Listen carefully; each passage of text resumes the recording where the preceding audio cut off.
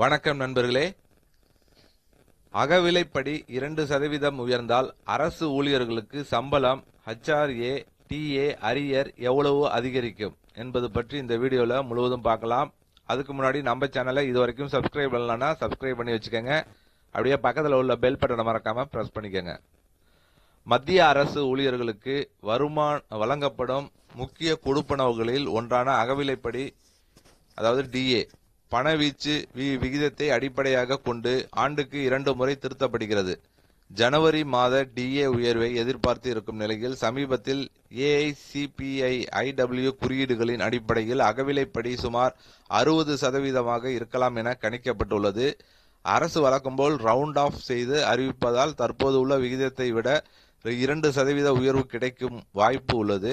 உதாரணமாக, ஒரு ஊழியரின் அடிப்படை சம்பளம் ரூபாய் 40,000 என்றால் 60% DA என்ற அடிப்படையில் மாதத்திற்கு ரூபாய் 24,000 அகவிலைப்படியாக சேரும். இதனால் மொத்த சம்பளம் ரூபாய் 64,000 உயர்கிறது.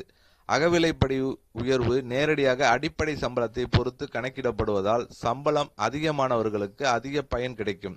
இதனுடன் 8வது ஊதிய குழு எதிர்காலத்தில் அமலுக்கு வரும் என எதிர்பார்க்கப்படுவதால் புதிய சம்பள நிர்ணயத்தில் DA, அரியர் உள்ளிட்டவை ஜனவரி 1, 2026 முதல் கணக்கிடப்படலாம். DA முழுமையாக வரிக்கு உட்பட்டது என்பதால் வருமான வரி தாக்கலில் அதை சரியாக காட்ட வேண்டும்.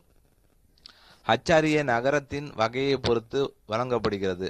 மெட்ரோ நகரங்களில் பணிபுரிபவர்களுக்கு அடிப்படை சம்பளத்தின் 27% வரை HRA கிடைக்கிறது. இதேபோல் மற்ற நகரங்களுக்கு குறைந்த சதவீதம் வழங்கப்படுகிறது. பயணப்படி TA ஊழியரின் பணியிடம் மற்றும் வகையை பொறுத்து மாறுபடும். 8வது ஊதிய குழு 12 மாதங்களுக்கு பின்னோக்கி அமல்படுத்தப்பட்டால் புதிய மற்றும் பழைய அடிப்படை சம்பளத்தின் வேறுபாட்டை 12 மாதங்களுடன் பெருக்கி DA அரியர் கணக்கிடப்படும். உதாரணமாக 18,000 இருந்து 51,480 உயர்ந்தால் மாதாந்திர உயர்வு 33,480 ஆகும். இதன் 12 மாத அரியர் ரூபாய் 4 லட்சத்திற்கும் அதிகமாக இருக்கும். பொதுவாக அரியர் அகவிலைப்படிக்கே வழங்கப்படும். HRA மற்றும் DAக்கு பின்னோக்கி நிலுவைத் தொகை வழங்கப்படுவதில்லை. இந்த DA உயர்வு கோடிக்கணக்கான மத்திய அரசு ஊழியர்கள் மற்றும் ஓய்வூதியதாரர்களுக்கு பயனளிக்கும் என்றும் அரசு நிதிச்சுமை அதிகரிக்கும் என்றும் எதிர்பார்க்கப்படுகிறது. இந்த வீடியோ அரசு ஊழியர்களுக்கு ஒரு பயனுள்ள தகவலாக இருக்கும்னு நினைக்கிறேன்.